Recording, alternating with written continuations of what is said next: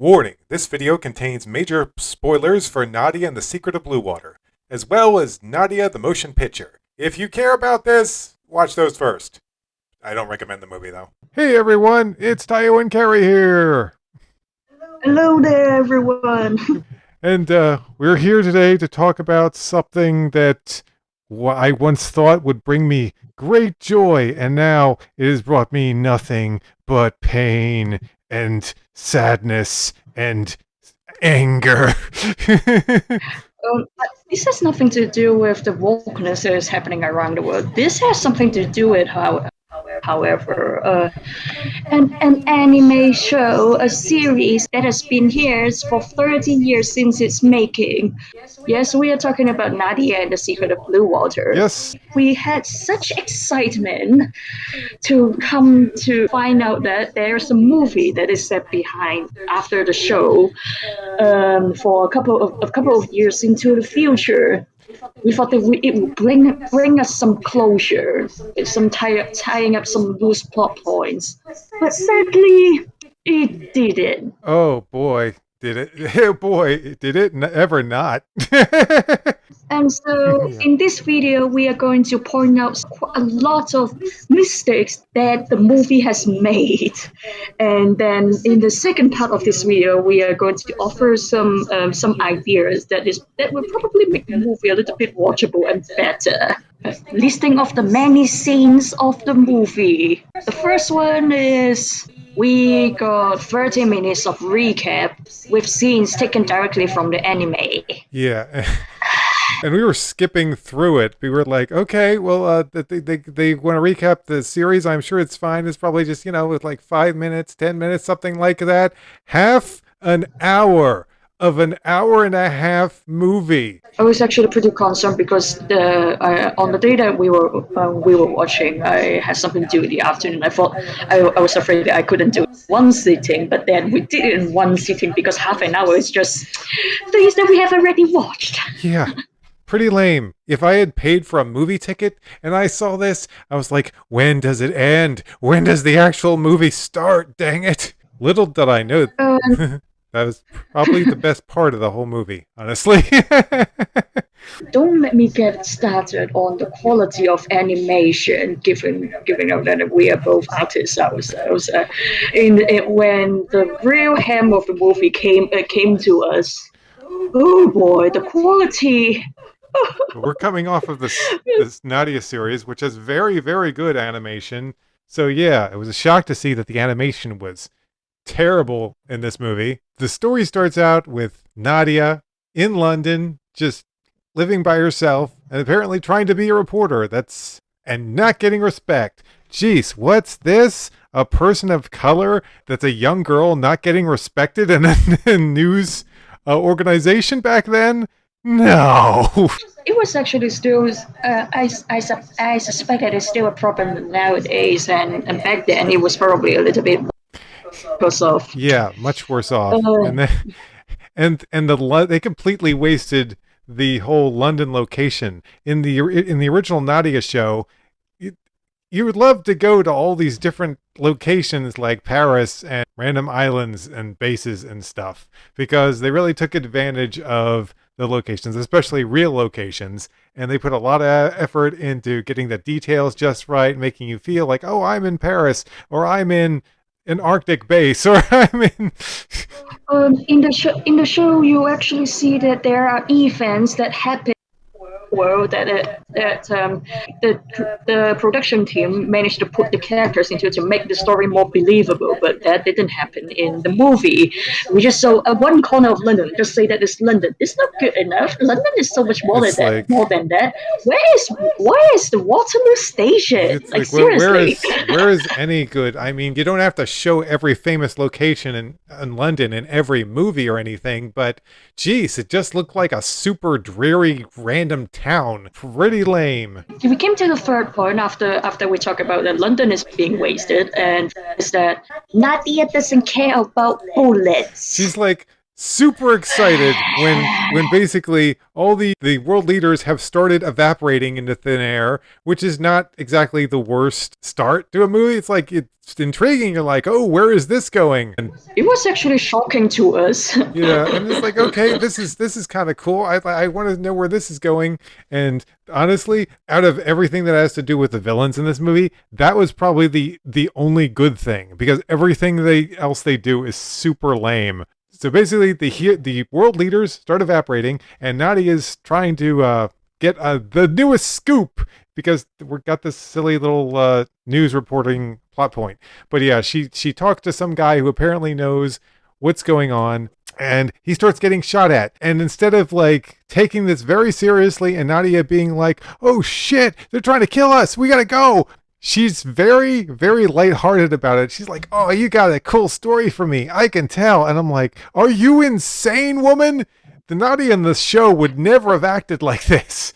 Even though she probably back then it was like 10 years old after being chased by people with guns on a daily basis, I'm actually kind of surprised that she's on a lighter note in the movie than she did in the show because she was like, oh god, I can outrun, I'm so quick, I can outrun bullets, I have acrobatics. Yeah, it's like she didn't do any acrobatics there either. I think she might have done a flip at some point, but yeah, that there's not that much. That was just during the scene when she was trying to get away from being shot, but she still got our practice, I suppose. Okay, so meanwhile we go to see Sean, and what's Sean up to?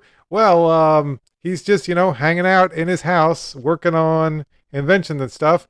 Inventions and stuff. When a random girl pops up, and he goes and he saves her because she's in the water, and they hang out for a little bit, and this girl's name is, believe it, I kid you not, you think I'm making this shit up. I tell you, I am not making this up. The girl's name is Fuzzy. That's her name. Let this sink in. This is not a nickname. This is her real name. And we later learn, and I'm just going to spoil everything because don't watch this movie. It's terrible. But we later learn that she's a robot that created to look like a dead daughter. And you think, okay, well, maybe that's just, that's the nickname of the robot or something. No. But no, that's her That's proper the name That's of the daughter. The daughter's name was Fuzzy. What were they thinking? It's so stupid. Of all the names that you can make symbolism and stuff, you name a character Fuzzy? Like, really? I mean, like, I get that she will be a bit fuzzy after being stuck in the water for ages, but it's just the stupidest character name I think I've ever heard in an anime. That's like the name you give a mascot character, like a little cute character that to sell as plushies. Not this girl, not a girl name. It's so dumb. Fuzzy, the character, is just so pointless. There is no point to this character because you think, okay, so we get to the point where the main bad guys are trying to capture Fuzzy. And so what I initially thought was the thing, because they say that she's like the daughter of some scientist dude that works for the bad guys. So my theory was that they need her as either like she's part of an experiment or part of a weapon, or they just need her to blackmail the scientist. And we later learn that that is not the case at all.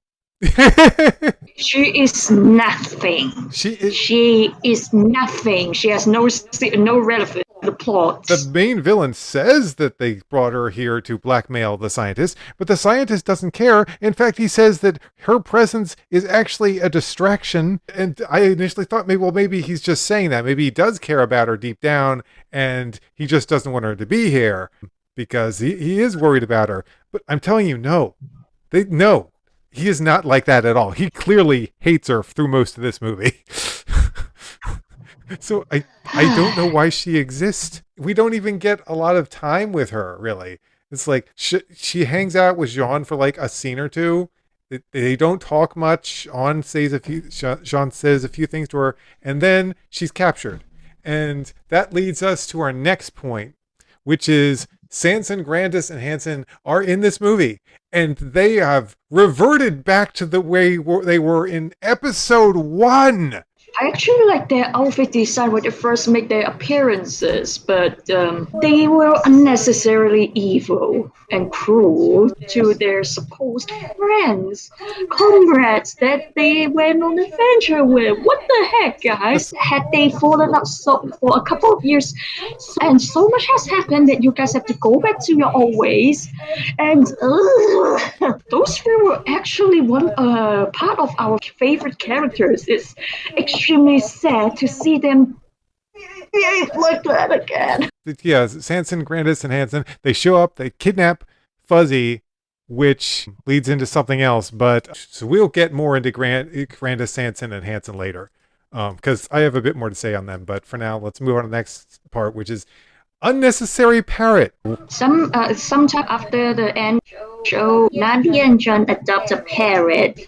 They got a pet parrot, or maybe they adopt a parrot, whatever it is, however you want to take it. But yeah, they have a parrot, but the parrot is just like some characters that try so hard to keep on reminding you of the plot points and what you have to do. And it does come in useful, but other times, right now though, it's a little bit infuriatingly annoying. Yeah, that parrot had only one real purpose, and it was to tell Jean where they take Fuzzy after Grandis and the others kidnap her.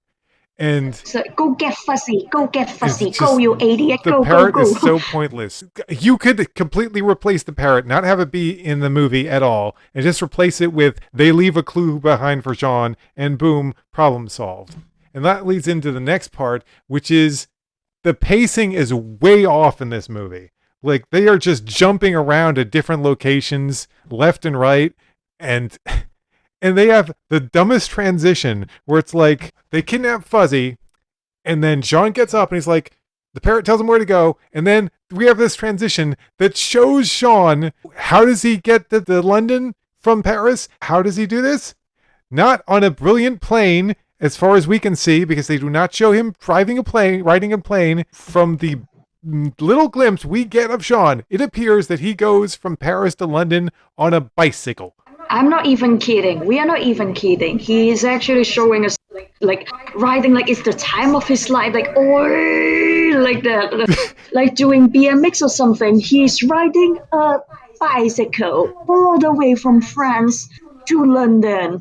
It's like, who would have thought that he would be that athletic and that good at riding a bicycle that he could just get there that fast? And it's like you probably at that time you should get on a boat or something to go over there, or maybe by John's genius mind he probably can make a flying vehicle or something to get all the way from France or Paris to London. Yeah, he can totally do that, but he didn't.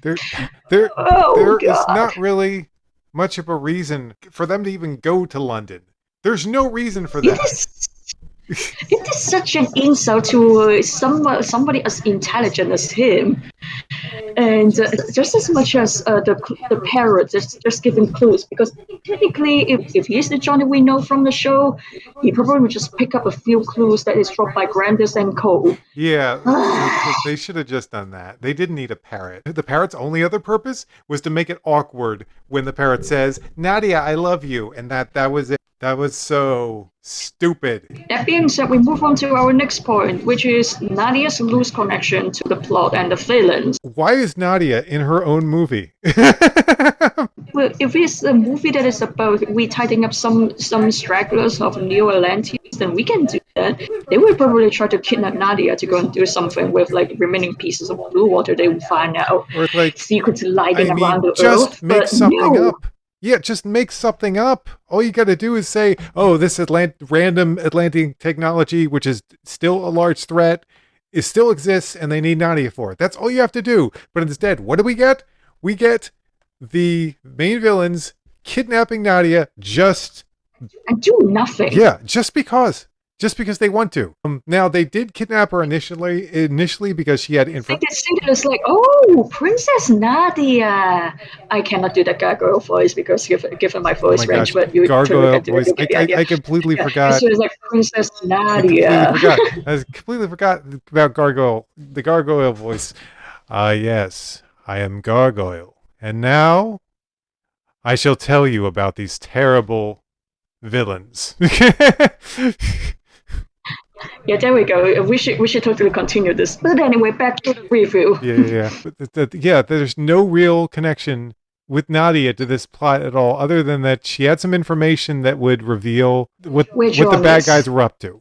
And that was it. That's how they get her into a plot. And then how do they keep her in the plot? You might ask. Just because they want to. The villains say they want to keep her prisoner, but there's no real reason for them to keep her prisoner. Just to be bad guys. Because they don't need her We for will come back to anything. this point later. We will come back to this point when we are trying to improve later. Yeah. To try to make her a little bit more Actually, relevant to the plot. the insistence that there is not a world war. This is a small thing, but I found it kind of annoying. Basically, the main villain kept going on and on about there will be a world war. This is unstoppable. This is definitely going to And happen. given from somebody who was born right after two world wars, that it goes for the both of us. This is like, I mean, they are trying to be to make it sound hopeful, or maybe trying to make it sound like we are trying to make it give it a positive impact in it, but right, it's just. They just kept saying there's going to be a world war, and that alone wouldn't be like that annoying. But what's so annoying is that Nadia and Sean, or at least Nadia, kept saying that's absurd. Humans would never do that ever, and I'm like. Oh Nadia, you trust humans too much. Is there the one advantage and disadvantage of being an alien, being too trusting? Because in the show that it is said that she is not trusting because during her time in the circus, the spoilers for the show, she was not treated as well because she has to behave so that she can get food from the ringmaster. But then what happened to you being too trusting to humans? Yeah. Shouldn't you be not trusting to them enough? We took like 30 something episodes or something for you to open up to the crew and get used to them. Yeah, What happened to that? it did take a long time for her to get used to the crew of the Nautilus.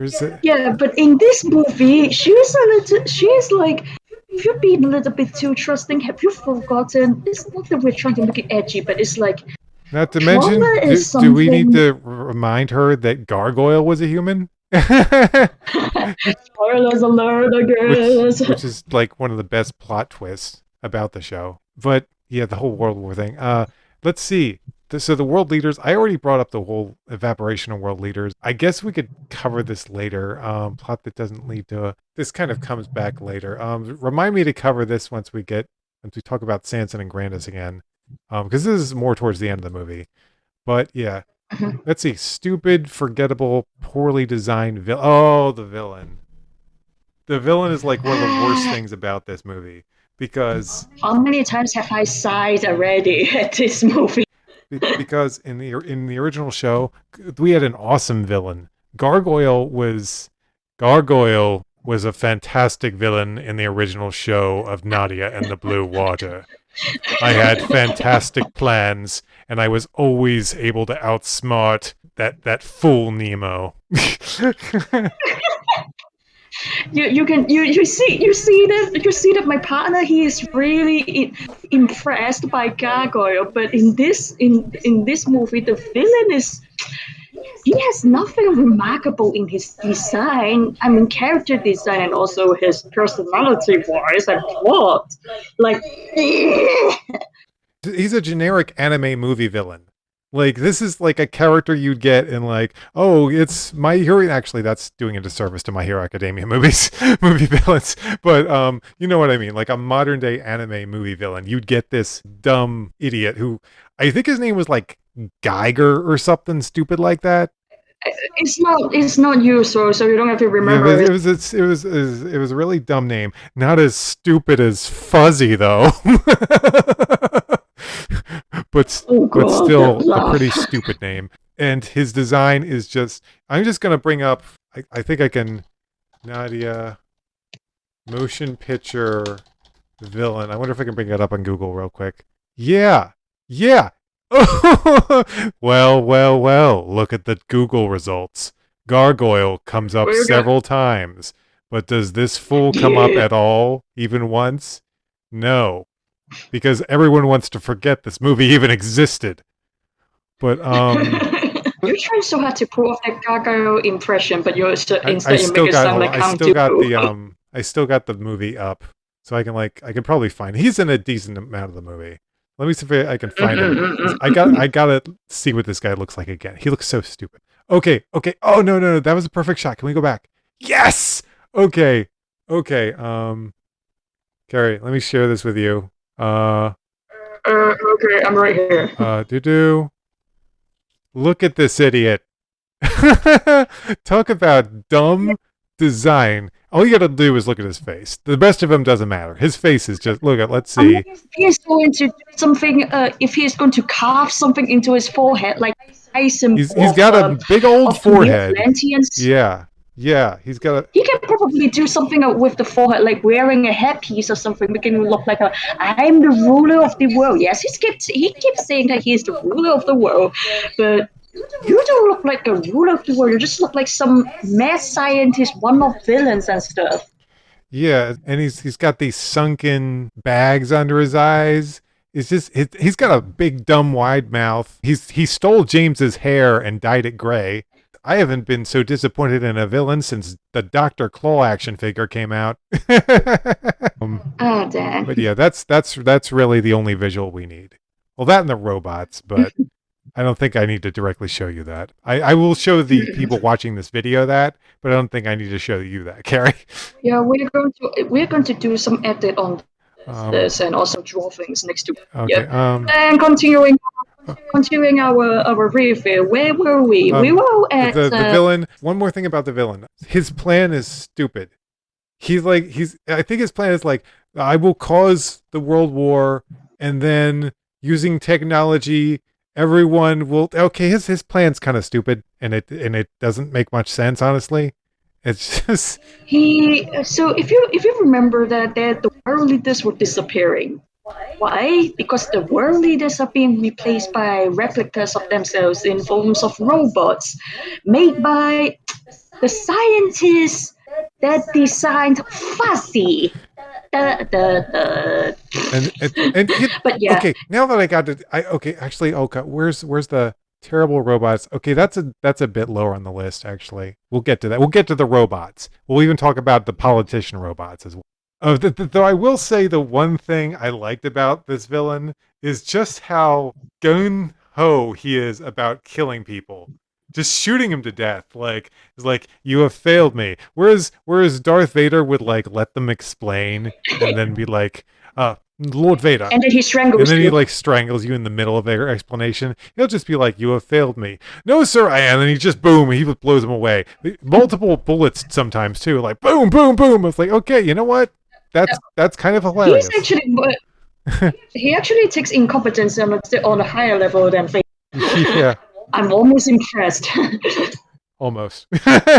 There's nothing really impressive about this movie. So, almost. Okay, let us continue. The next plot point. Confusing bio androids jumping around and doing parkour and nothing? Stupid, forgettable. Oh, wait, fuzzy, not important to plot. I think we already covered the whole fuzzy thing, not being important to plot. Speaking of robots, they are. Well, Fuzzy doesn't do anything. The robots doesn't do anything other than brute force. And a little bit jumping around, but nothing. Yeah, confusing bioandroids. Okay, I'm going to jump down to the bioandroids thing, right, real quick, because I thought that's what you were talking about. There's this scene where Nadia and John are infiltrating the bad guy's base. At least they got that right. That's something that happens a lot in Nadia, as they infiltrate the bad guy's base. So they got that right. That happened in the show a lot. Like lots of times, they happen by accident or something by accident. That happens. You know. Yes, that happens. You know what they say? A broken clock is right 2 times a day. or once if we're going by military time, but you get my point. But yeah, they're infiltrating, and then these bioandroids, or I don't know if they were like robots. I assume they were like just weird looking robots, but they look like kind of apes and stuff. It's not important, and I mean that. This has no importance to the entire movie. They just jump out. I thought we actually got an army of them so that we can run over the bad guys when we somehow gain control of them. But no, we never got control Okay, of them. I'm going to add that to the list of things that I wanted to be in the movie. Robots attacking villains. We'll get to that later. Because that's a good idea. See, we're still coming up with better ideas in the movie over here. But yeah, these weird bio androids or whatever they are, some weird ape androids show up, and initially you think, oh no, Sean and Nadia are in trouble now. What's going to happen? This isn't good. And then they just leave. So these or ape androids, I'll call them like ape robots or whatever, but they show up and then they just leave. And Nadia's like, well, I guess they didn't want to attack us. And then Sean said something about them being, I don't know, some sort of prototype or something. But it doesn't fucking matter. They never appear again, and they have nothing to do with anything in the entire movie. So that scene could be completely cut and you lose nothing. You know, more time that could have been spent developing Fuzzy's character to make us actually care about her. But no, we just have these weird ape androids, I guess. And that leads into terrible robot designs. Okay, this is a huge one. One of the big things they try to establish in this movie is that these robots are a threat. Like Sean is like, and they are a really big deal, but in fact they are not. They just look like Mr. X, but they have nothing like Mr. X. Yeah, they're just so bland in their design. It's like I don't know, human shaped, kind of naked, but maybe symbols. And I'm like, what are you doing? And this is and they were wearing bodysuits and stuff. They can look very threatening like that, but I mean, they are just they did nothing. I mean, getting punched and stuff. I mean, at least the Neo-Atlanteans, you could make an argument about their outfits, but I don't know. At least they were distinct, and you see them, and you're like, oh, those are the Neo-Atlanteans, and it looks like they put some amount of creativity into their design, but this is just lame. It's like those old anime from like the 50s or 60s or whatever, like when anime was first coming out.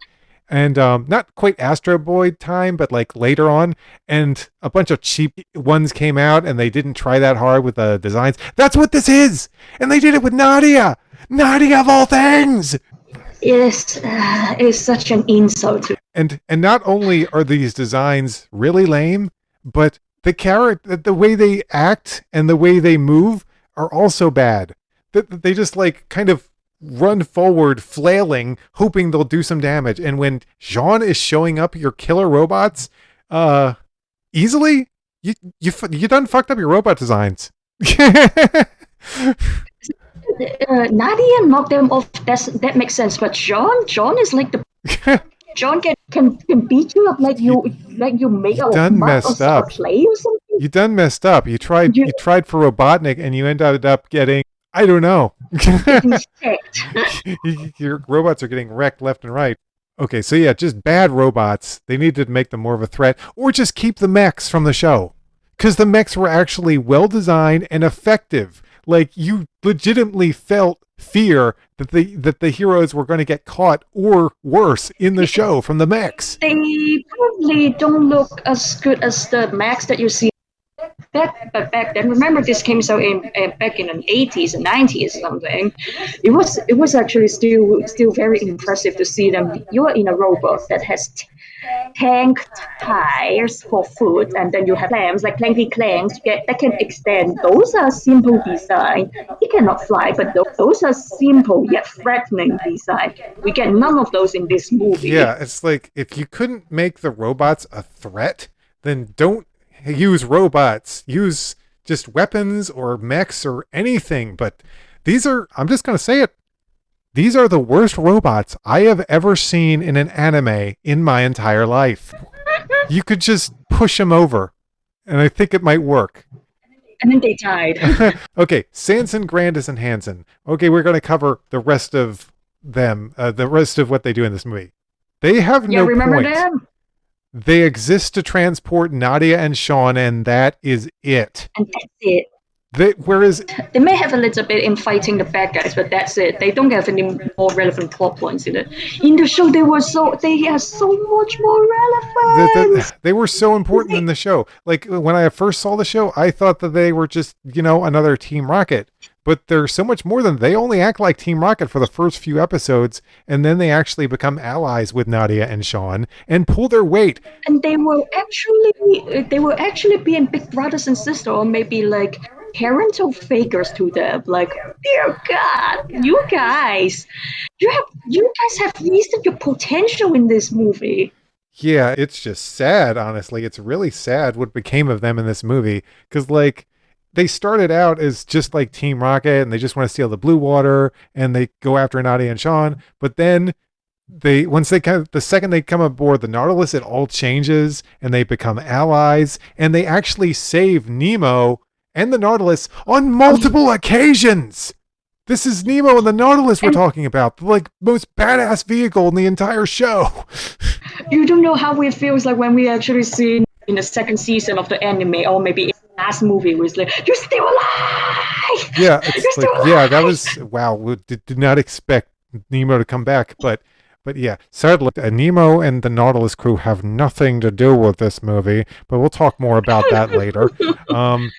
If I'm Grandis, I'm going to cry if I don't see Nemo. Like anything that man being mentioned in this movie, like once in the original. After going through this movie, they went into space. I just want to point out that they knocked out Sean and kidnapped Fuzzy earlier in the movie, and I cannot see them doing that to Sean after everything they went through in the show. There's no way. You go under the sea. You go to Antarctica. You went to space. You went to fucking space together, and you're thinking it's more important that we get like ransom or money for this girl. So yeah, and there was no need to knock out Sean. I mean, come on, Sanson is like 12 times, if not more, stronger than Sean. You don't have to knock him out. You would die. You could have killed him, man. What are you doing?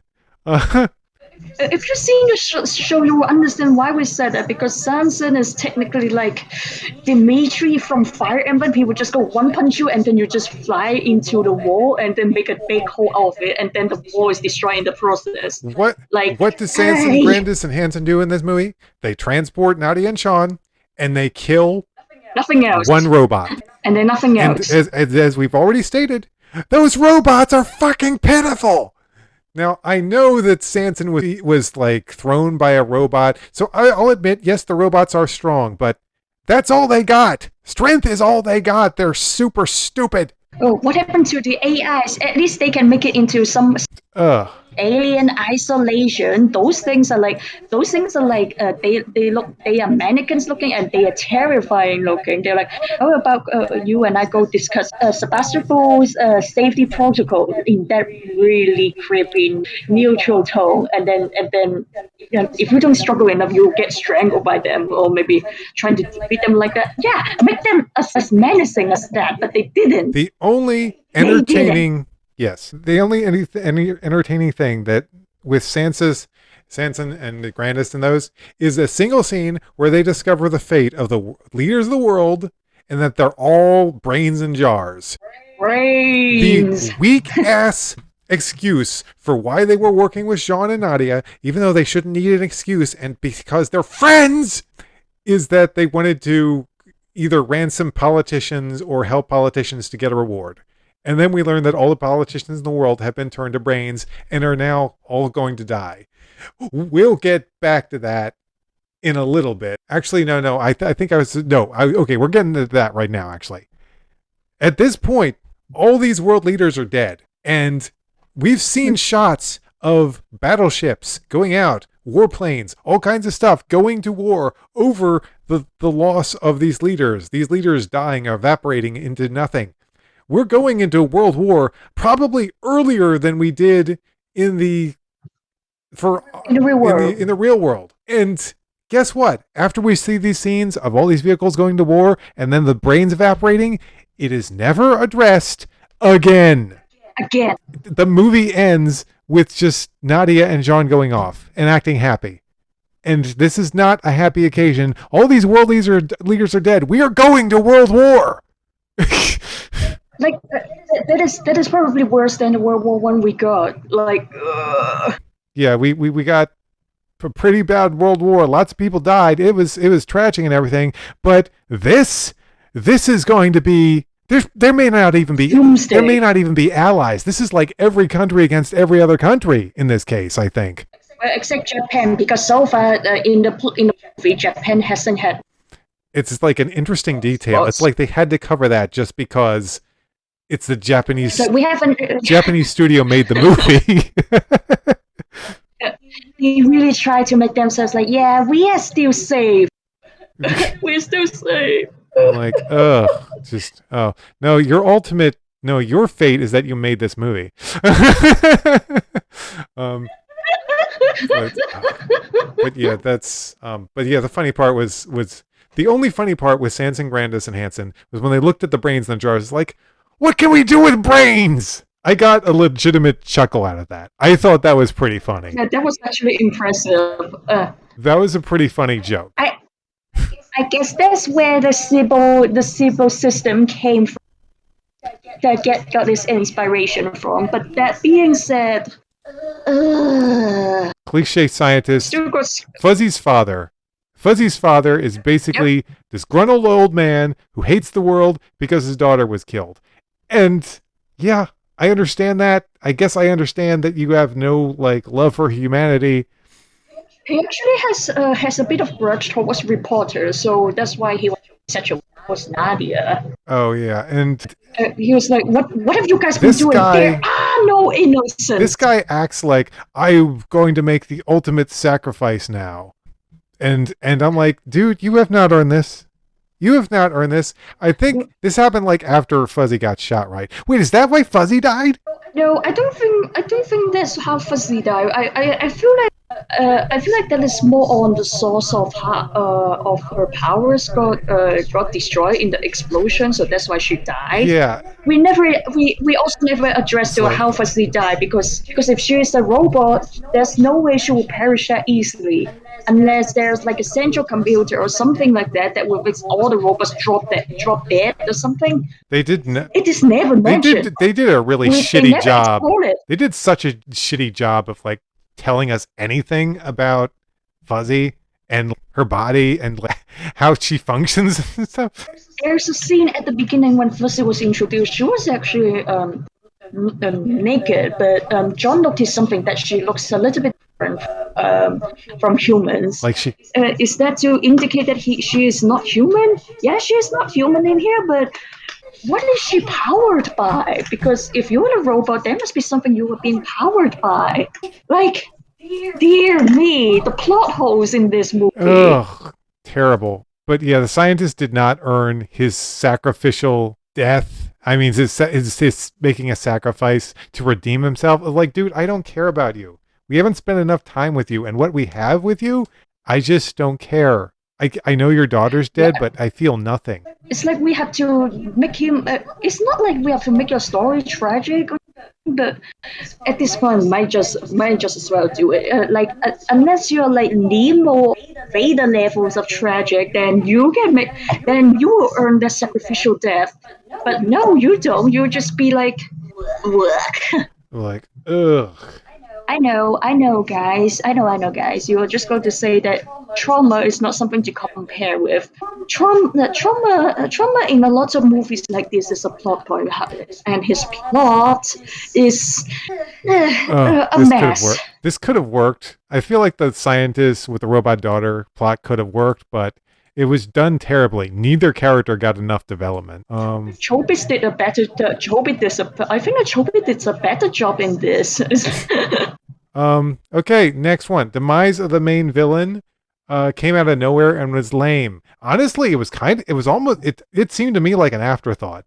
The writers were actually very funny. The writers were okay, and then everyone's leaving with the submarine because everything's falling apart, and then they're like, wait a second, We forgot about the main villain. What do we do about the main villain? I don't know. Some debris falls on him and he dies. Now compare this to Gargoyle's fate in the show, and you'll see. You have to do your impression again. It's like now compare this to the final fate of Gargoyle, who was so awesome he could only be destroyed by a massive ship busting through a wall and then blasting it point blank with a death beam. There's no way you could do in a villain this magnificent without doing this. And also the shock reveal of him not being an Atlantean. And that was brilliant because he was so proud of him being an Atlantean, and then they revealed it, and he was like, "Oh shit!" I was like, "Oh, karma." But at this point, I don't think that we both care. We're just like, at least this crushed to death in a watery grave makes sense for you to die off like that. Okay, next up, speaking about death, Fuzzy's death is stupid. And it's kind of a cliche that I hate in movies. Like this has happened in so many movies. It happens in Metropolis. It happens in Gurren Lagann. Those are the main two. It happens in a lot of things, but those are the main two things I always think of. Now, I don't want to get off. Trust me, I can make a whole video in and of itself on how I hated why do I forget her name? It's been so long since I've watched Gurren Lagann. Cut this out. What's her name? Nia. Nia. No, Nia. Is it Nia? Yes, it's Nia. So yeah, Nia's death in Gurren Lagann.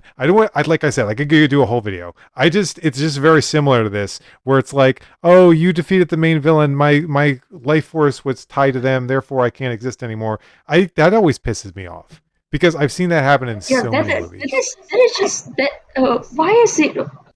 They can make a little bit more explain on how he put his life force into it, and probably that will make this work, but it didn't. We also, as I mentioned before, we never explore how she is being powered by.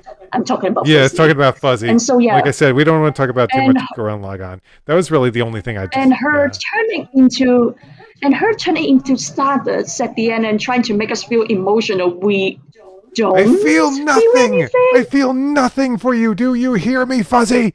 Your character was. We can't really take you seriously with that name. We cannot take you seriously at all with that name.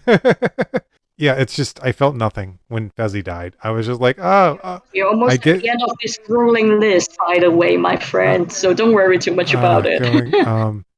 And then on top of that, Nadia decides she's going to leave Sean again, which I guess she's going back to she's London trying to prove for some herself, reason. And she's like, I'm going to write a book.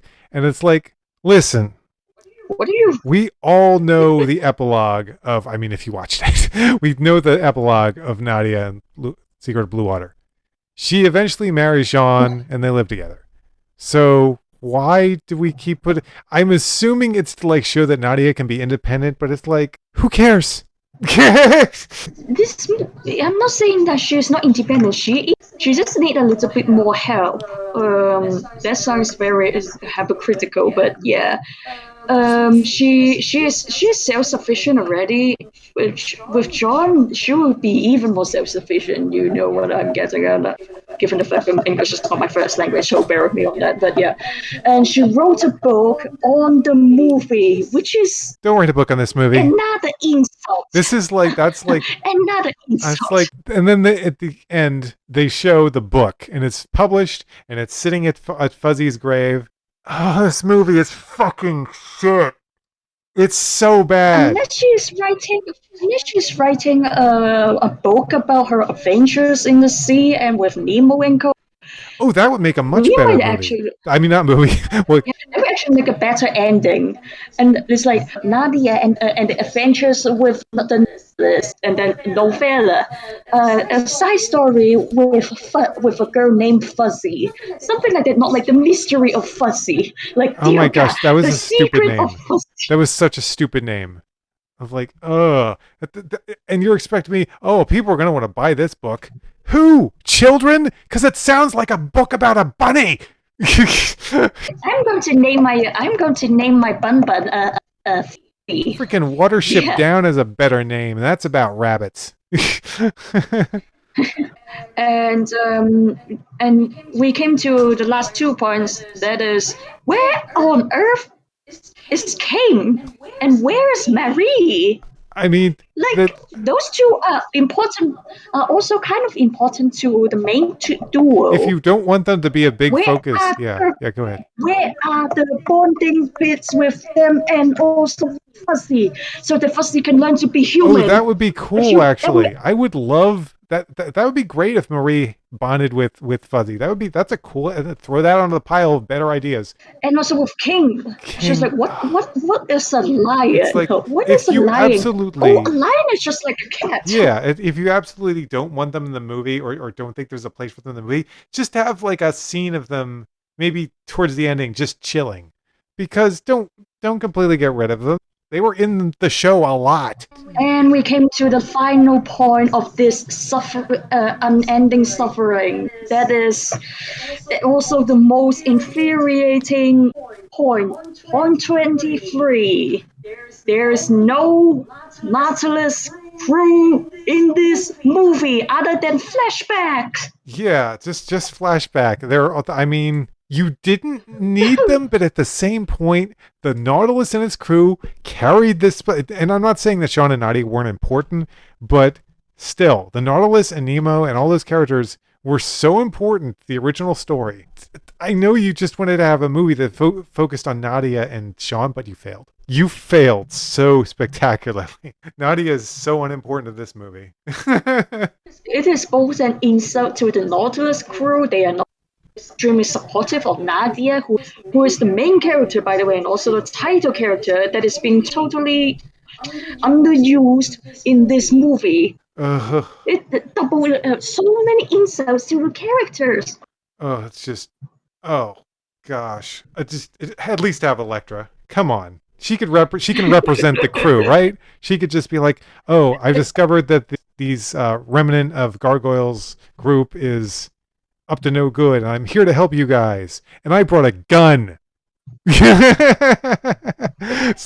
a better gun now. Woo! Just John just not use a gun because of Nadia, because Nadia would get mad. I mean, if that's the case, I would totally understand. Because I think that is because they kids have mixed out in the island, and they have always them do it. Yeah, but that was the movie. That was the entire movie. And that's it. Yeah, that is the movie. We finally finished off listening. We dislike about the movie. Damn, this is bad. This is so bad. And which is why we came to the second session of this video. That might be a video of it. In this second part, we are going to rewrite the whole because it was so insufferable. Well, we're gonna try. We got several ideas down. So yeah, we can talk about these. The main villain clearly using Atlantean technology, because I think they were leading us to believe that they were using Atlantean technology because they had a garfish. That's what it's called, right? The garfish? Yeah, that's the garfish. I think that's the garfish, despite having a different color than the red. The one that we see has yellow stripes in it. And we barely see that. Like, I think that was there to indicate, oh, they're using Atlantean technology, which is kind of the idea that we have here, but make it more obvious, because they really didn't even talk about Atlantean stuff. You didn't need to make a sequel movie with Atlantean stuff, but don't go halfway either. Like, don't be like, oh, there's a garfish, so they're kind of using it. There's no involvement with the blue water because that's not around anymore, but we basically went to change the plot so that there's like technology similar to blue water. Maybe it's not as powerful, but it's just as dangerous or something. Something similar to blue water, something similar to the Nautilus and the...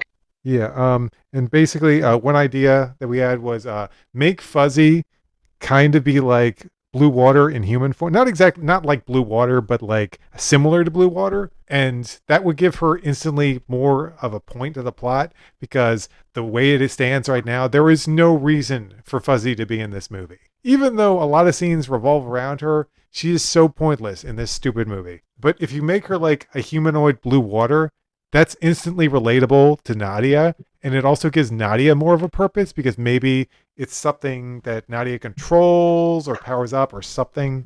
You can also say that that is because if you remember at the end of the show that John is being saved by the blue water, so you can say that's how Fuzzy. We are going to change her name later on when we write this thing. Yeah. We are going to Fuzzy is going to attract to Nadia and also John because of what happened in there. Nadia being the rightful successor of the blue water, and also John being the one that is being rescued by the many souls in the blue water before it just goes. Yeah, just Yeah, this, that would actually be a really interesting plot point for her to follow them around like a little child or something, like a little sister. I admit that it does make it kind of similar to the show, but good because what they have here is just it's different, but it doesn't work. So I figured, hey, we'll go if it ain't broke, right? There's one thing Hansen said in the movie exactly that is, I thought Fuzzy is the perfect robot for all of this. No, she isn't. But right now, as we are trying to rewrite the plot, hopefully she will be a little bit better than what has happened in the she needed. movie. If you can't make her a like character that's relatable without making her talk much, then make her talk more. Don't ever be a quiet character because she's so. I don't like her. I don't care for her. She's just almost a mute robot. Or maybe if even if she's mute, you use her to talk through her action. Or Use her emotion. She was trying to be more or human, like trying to call back to how she died off at the end of the movie. She was like, "Can I be a human?" You can say that she became so fascinated with humans that she made the sacrifice at the end. Yes, we are going to sacrifice her, like what happened in the movie, like her I'm father, not. like Yeah, her I'm father fine before. with her like dying in the end. It's just yeah, the way they did it, it's lame. Have it take place closer to the epilogue. That would instantly make it more of a fun movie because You can try to have something like a grown up Nadia and John. What is this? We got a new gravestone, tombstone or something. Oh, it's fuzzy. Why you missed out our adventure or something? And then they tells them about their mini adventure or something. like I mean, you could do that. Though I think it would be more fun just to just to have it take place in that time because I mean, Mhm. I want to see what they're like when they're more grown up. Maybe Nadia is a bit more mature and she doesn't get as easily upset. So that'd be really cool. Oh, that is going to be a little bit harder Yeah, I mean, I guess you don't want to change her. before the Don't World want to War. change her character too much because that might get rid of what people like about her. But so we get to see Marie and yeah, Marie and King would be older. How epic! Imagine a scene where we get a robot or a mech trying to attack Nadia and Sean, and King leaps in and like claws and bites it, and it explodes. How awesome would that be? Much more awesome than anything in this movie. Yeah, that would actually be cool. And then Marie, And then yeah, Marie being older, she would be more useful because she doesn't do that much in the original show. she didn't do as much other than just comic relief and also that she. But yeah, it'd be interesting to see what Marie does when she now that she's a bit older. Oh yeah, and that's right, Nadia and Jean's son being in character. Though you said you wanted to like redesign him to make him look more unique. Yeah, Yeah. dear God, we both can redesign some of the characters of this song, I think, on the Carrion title draw together Oh yeah, you want to draw channel. him? Yeah. Okay. Well, how about we just show what we got now? We can show off the link to the. Yeah. Wait until we read it. We could redesign Fuzzy, or we were thinking of just renaming her as something that isn't Fuzzy because Fuzzy is the stupidest name ever. So don't do that. That's the name of like a cute little furry character, not a girl. It's robot. It was through some Atlantean mumbo jumbo they put Fuzzy and King into a one being that will be freaky as heck. More vehicle combat. Yes. Yes. More vehicle combat. So one of the things in the movie that we didn't mention was that when Grandis and them show up in their vehicle, their old vehicle, what was it called? The Croissant or something? The Gratin, yeah. Gratin, which is really cute. Oh gosh, what the? Let's see. Or vehicles. I think we were just about to start talking about vehicle combat. Yeah, we can go back to it. Yeah, vehicle combat was a huge part of the Nadia series. Like that was half the excitement, if not more, of the series was seeing Gargoyle. Was seeing me take on Nemo in some complex 3D chess game. Constantly outdoing each other with ingenious maneuvers. Of course, mine were always better than his. And this, we get like one... I think we get like one scene of Grandis and them attacking an enemy vehicle, and then that's just about it. And not to mention, the vehicle that they had was pretty lame compared to the what was it, Kraton? Yeah, Kraton. It was really lame. It was like a boat with a cannon on it. It's like that's your genius invention, Hansen. Really? They take a couple shots and that's it. And it's like, that was like the heart of the damn series was the vehicle combat and the designs of the vehicles. We gotta cry. We gotta cry. This is like, we gotta cry. We have to cry. This is an insult. This is such an insult to a great series. They just did not try.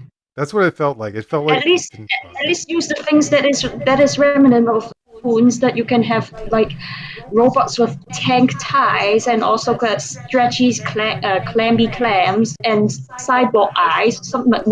Actually not cyborg eyes. Sorry about that. A cyclops eyes. There we go. Those designs are simple yet menacing. All the same. Yeah, there wasn't really any. I feel like they did have some logos on some things, but didn't leave an impact. And then we have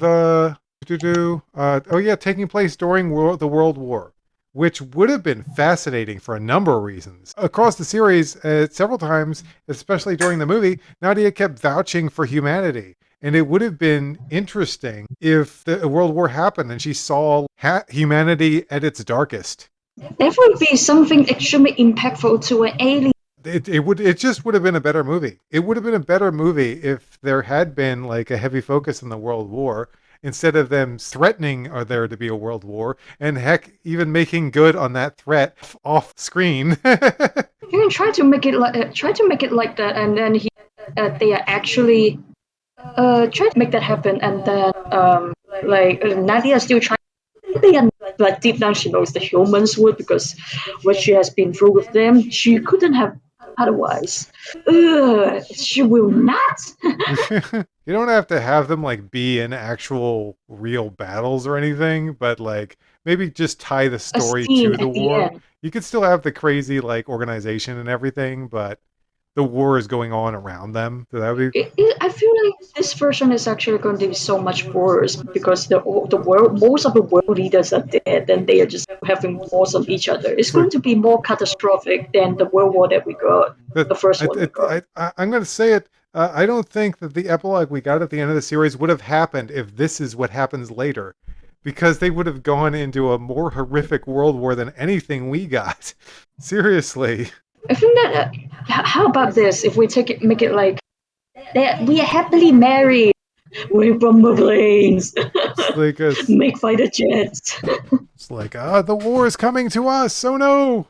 Run, Nadia! Run! Do not look back.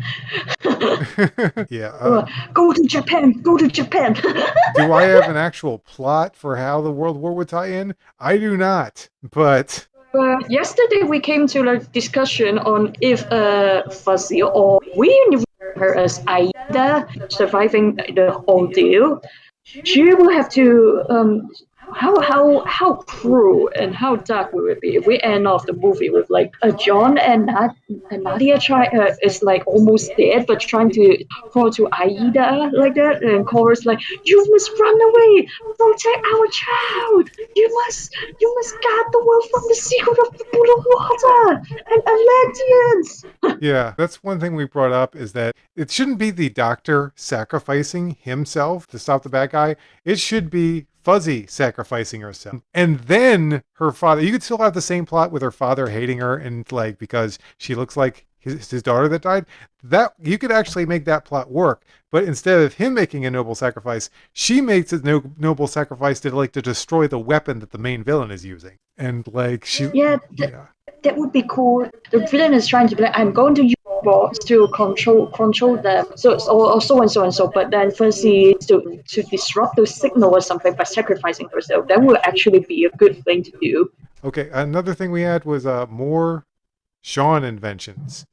Guys, you want to know the one? Now, the original series, Sean had several vehicles, and they were all really impressive. Ended up, even though they failed a lot, they failed a lot, but they failed spectacularly. That's the point. They failed. That's the point of experimenting. You fail a lot, and you try to find something that works. I mean, he's just a kid. Give him a few years, he's going to make something amazing.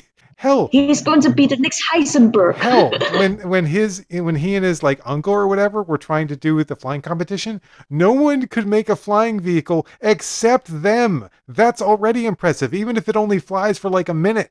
He was actually he was using that set vehicle. That's impressive. But the point being that Sean's inventions were very important and part of the fun of the show. Whereas, what bold, cool invention do we get in this? A stupid helmet that launches a model airplane that causes a solar flare and blinds people. Model Excellion. It's a nice callback to the Neo Atlantis. Sorry about that. It's an insult. It's almost an insult and a tribute at the same time. It's like it was the dumbest thing I think I've ever seen Sean do invention wise. And it's like, well, but it worked. It blinded the villain. Yes, and they were caught within like a minute. So yeah, Sean's inventions had no impact whatsoever on this entire movie. Now you can say something like you can make it something like maybe make it a little bit more devastating. Into maybe he doesn't just shoot out a mini Excellion. He can probably have a couple of them firing, but then it's like I ran out of Excellion. It's so good. Just give him a vehicle, at least one vehicle, because that's what he's known for. I mean, Sean used. Let's see. Thinking back, he used that interesting giant wheel cycle in the first episode. Yep. He had a boat that was detachable, but it still functioned. He had a flying vehicle that kept getting repaired. So his main focus was vehicles. He got one that is on the Nautilus failure arc that skipped off. That one is actually. You have him have a great need to go from Paris to London and have him use a regular bicycle to get there. That's an insult to John. This had the same screenwriter as the show. What happened? I think studio stressor is not an excuse at this point. But yeah, what happened?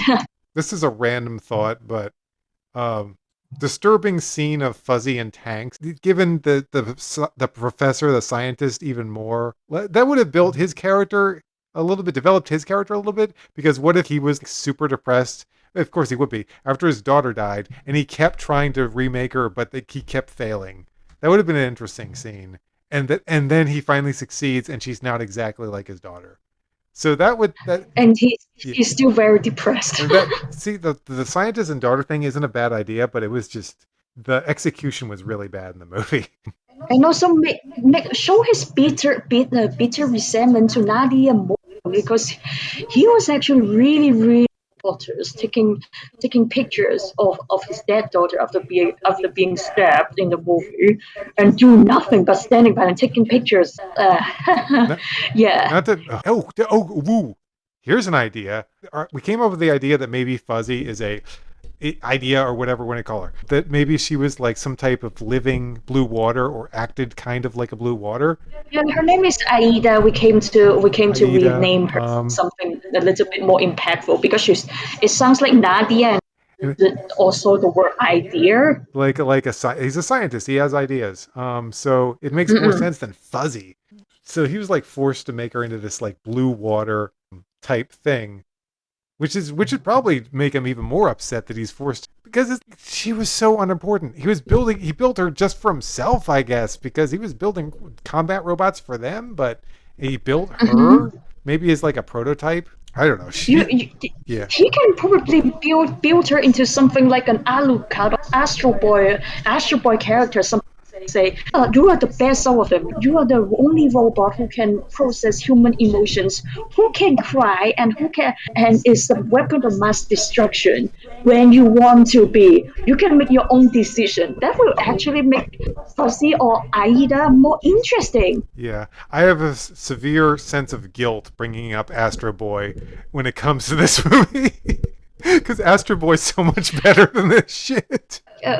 Please, if somebody is going to reboot this movie, please find somebody who wrote Astro Boy, who wrote the script for the anime Astro Boy, to rewrite the bloody script that this movie has. Just oh my gosh, just robots attacking villains. This is the last idea that I wrote down, which is cool because the robots really they're there, they don't really do much, and then the place blows up. And they can actually have to be like, we are the prototypes.